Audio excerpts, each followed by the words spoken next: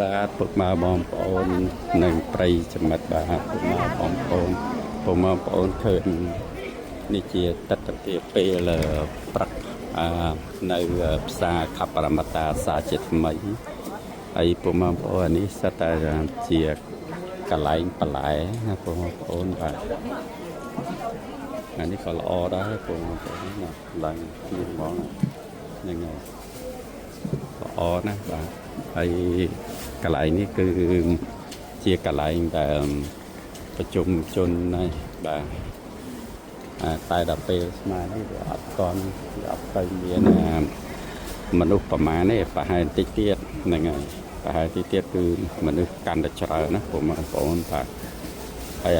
នៅពីមុខខ្ញុំនេះផុតបាទមានស្អីច្រើនណានៅម្ដុំនេះបាទហើយបងប្អូនឃើញទេណាស្មាគឺមនុស្សច្រើនអញ្ចឹង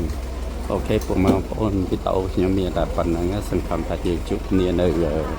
វីដេអូក្រោយទៀតបាយបាយ